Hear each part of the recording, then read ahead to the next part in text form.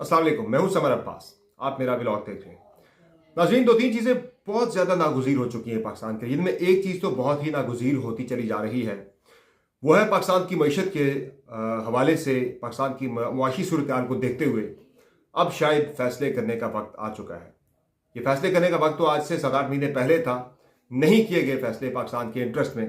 लोगों ने अपना सियासी मुफाद देखा, अपने ज़ाती मुफादात देखे और कुछ सियासी मुखालफत और बुग़्ज़ और अना की भीड़ जो है अहम फैसले चढ़ गए। अब मैं ये समझता हूँ कि जिस तरह से पिछले 24 घंटों के दौरान तकरीबन कोई सिर्फ डॉलर की कदर जो है उसमें 48 घंटों के दौरान 23 रुपया पाकिस्तानी पैसा जो है, पाकिस्तानी रुपया डिवैल्यू हुआ। 23 रुपये सिर्फ 48 घंटों के अंदर अंदर। ये कितनी ज़्यादा अफसोसनाक चीज़ है, कितनी ज़्यादा अफसोसनाक सूरत हाल है कि इंटर बैंक में अब डॉलर जो है तकरीबन 285 से 285 पे चला गया है और ओपन मार्केट में तो 300 से ऊपर बिक रहा है और ब्लैक मार्केट में तो 350 रुपये पे चला गया है। हमने आज से महीना पहले प्रोडिक्शन की थी, फोरकास्ट की थी, आप हमारे व्लॉग्स उठा के देख लें। हमने आपको बताया था कि डॉलर पाकिस्तान के अंदर 300 रुपये पर जाएगा, लेकिन कोई मानने को तैयार नहीं था। और हमने आपको ये भी बताया था कि पिछले दिनों फॉरेक्स एसोसिएशन की, जो कि डॉलर की खरीदो फरोख्त में डील करती है, फॉरेक्स एसोसिएशन, उनकी मीटिंग में ये बात डिस्कस हुई थी कि जो माली साल 2023-24 होगा, यानी बजट जब आएगा जून में, तो माली साल के शुरू के चंद महीनों के अंदर पाकिस्तानी रुपी जो है पाकिस्तानी रुपी मज़ीद गिरेगा और डॉलर तकरीबन 350 रुपये पे चला जाएगा। तो ये एक तूफ़ान पाकिस्तान के अंदर आने वाला है मज़ीद। और इस तूफ़ान के आने से पहले पहले जो अहम तरीन फैसले हमने करने हैं, शरह सूद आज तो यानी कि 20% कर दी गई है। 300 बेसिस पॉइंट्स आज शरह सूद बढ़ा दी गई है। यानी कि हम तो मुल्क को तो हमने तबाही के दहाने पे पहुंचा दिया है। जो अवाम है पाकिस्तान के, यकीन जानिए नाजरीन, के सोच के खौफ आता है कि एक आम बंदा जो 30,000 35,000 से 50,000 तक सैलरी भी लेता है, 50,000 तक सैलरी लेने वाले का भी आज कल के इस दौर में जितनी तारीखी महंगाई इस वक्त पाकिस्तान में, आप देखेंगे पिछले 70-75 साल की हाईएस्ट एवर, यानी 70 साल की हाईएस्ट एवर महंगाई पाकिस्तान के अंदर है। 1965 से आज तक जो रिकॉर्ड महंगाई हुई है, 31.6% तक महंगाई की शरह पहुंचना, ये कोई मामूली बात नहीं है। एक आम बंदा महंगाई की चक्की में पिस के रह गया। और हमारे यहाँ जो लोग हैं उनका मसला क्या है, यानी वो लोग जो कि जिनके पास इक़्तिदार है, इख्तियार है, उनका सबसे बड़ा मसला क्या है? उनका मसला है कि इमरान खान के खिलाफ केसेस बनाने, उनका मसला है कि अपोजिशन को कुचलना है, उनका मसला ये है कि जो हुकूमत के या इदारों के खिलाफ बात करता है उसको उठा के जेल में डाल देना है, चाहे वो 80 साल अमजद शुएबी क्यों ना हो, जनरल अमजद शुएबी क्यों ना हो, 80 साल का। इस वक्त तो बिल्कुल ही बौखलाहट है, वो अपने नेक्स्ट लेवल पे पहुंच चुकी है। और इसी बौखलाहट में वो लोग जो कि पिछले 3.5 साल 4 साल फाशिज्म कहते रहे कि इमरान खान सबसे बड़ा फाशिस्ट है, आज वो खुद फाशिज्म की इंतहाओं को छू रहे हैं। तो इसमें मैं ये समझता हूँ कि इस वक्त हुकूमत को चाहिए कि मज़ीद आगे बढ़ने के बजाय, आगे भी हालात कोई ऐसे नज़र नहीं आ रहे, वो कह तो रहे, इस बात का क्रेडिट तो लेते हैं। यानी मेरी 3-4 दिन पहले भी बात हो रही थी एक जगह पे, तो वो कह रहे थे, देखें जी, इसहाक डार ने बचा लिया है पाकिस्तान को डिफ़ॉल्ट होने से। इसहाक डार अगर ना होता तो पाकिस्तान डिफ़ॉल्ट डिक्लेयर कर दिया जा चुका होता। वो कहते हैं कि 2 बिलियन डॉलर से भी नीचे हमारे ज़खायर आ गए, लेकिन हम डिफ़ॉल्ट नहीं हुए। तो वो कहते हैं ये इसहाक डार कर सकता था। तो मैं कहता हूँ यहाँ तक पहुँचाया किसने भाई?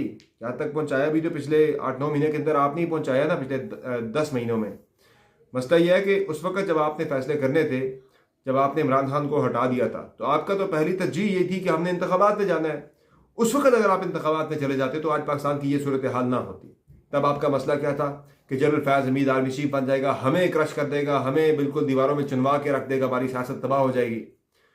उस वक्त आपने सियासी अपने फ़ायदे के लिए वो फैसला आपने किया था, जो आज आप कहते हैं ना हमने मुल्क बचाने के लिए अपनी सियासत कुर्बान करी। तब आपको किसी ने नहीं कहा था कि आप अपनी सियासत कुर्बान करें, कोई ज़रूरत नहीं थी। आप इंतखाबात करवा देते उस वक्त। अप्रैल में जब हुकूमत हटी थी तो मई जून या जून जुलाई में इंतखाबात हो जाते तो आज पाकिस्तान के ये हालात ना होते। आज स्टेबिलिटी होती, पाकिस्तान के अंदर इस्तेहकाम होता, ये हालात ना होते। तब मैं भी इस चीज़ के हक़ में नहीं था कि इंतखाबात हो, लेकिन आज मैं भी मानता हूँ कि इंतखाबात उस वक्त हो जाते तो पाकिस्तान के इंटरेस्ट में यही चीज़ थी। अब नहीं हुए, अभी भी इस्लाह की गुंजाइश मौजूद है नाजरीन, अभी भी हो सकती है, लेकिन नहीं की जाएगी क्योंकि लोगों के सियासी मुफादात जुड़े हैं। देखा क्या जा रहा है नाज़रीन, अब देखा सिर्फ ये जा रहा है, यानी कि मईशत की सूरत हाल आपके सामने है कि क्या तबाही है, क्या तूफ़ान आ चुका है, क्या आगे मज़ीद तूफ़ान आने वाला है। ये जो आपने रुपया डॉलर के मुकाबले में गिरा इतना ज़्यादा, 2 दिनों में 23 रुपये गिर गया, सिर्फ एक दिन के अंदर 19 रुपये गिरा है। इससे पाकिस्तान के कर्जे मज़ीद बढ़ गए और सबसे बड़ा जो इम्पैक्ट आएगा वो हम जो पेट्रोलियम मसनूआत को इम्पोर्ट करते हैं, ये 23 रुपये की हिट हमें पड़नी है।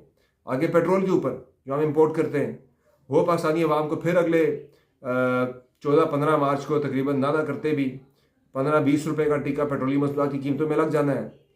तो इस तबाही के साथ आगे मज़ीद भी महंगाई आनी है, मज़ीद हालात ख़राब होने, हालात ठीक नहीं होने। तो अभी भी इनको मैं समझता हूँ कि ये करना चाहिए, किसी मौजज़े का इंतज़ार करने के बजाय हकीकत को देखते हुए, हकीकत को भांपते हुए, ग्राउंड रियलिटीज़ को देखते हुए इन्हें इलेक्शन में चले जाना चाहिए। आज जो मुलाकात थी आर्मी चीफ की, जो मुलाकात रिपोर्ट हो रही है शहबाज शरीफ साहब के साथ, वो भी कहा तो जा रहा है कि सिक्योरिटी अमूर डिस्कस हुए। इस वक्त कोई ऐसा सिक्योरिटी अमूर नहीं है कि जो फौरी तौर पे इमरजेंट थे जिन पे बात हुई हो।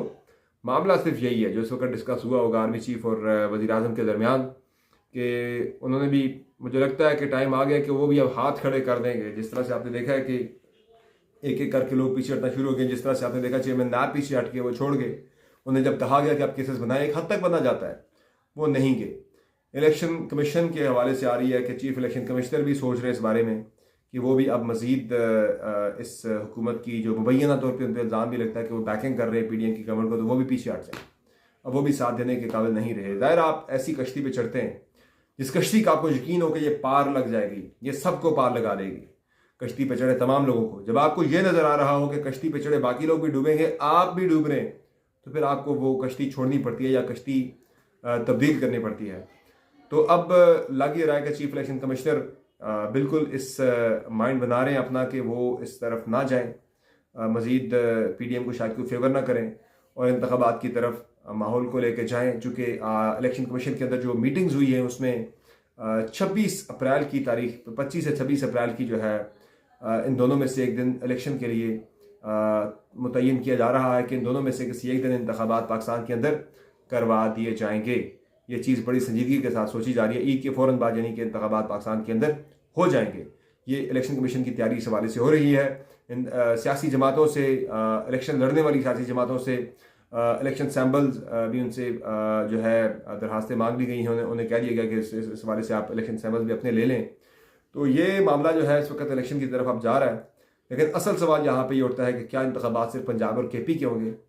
तो मेरा जो जवाब है, मेरी जो असेसमेंट है वो ये है कि पंजाब और केपी के इंतखाबात शायद ना हो।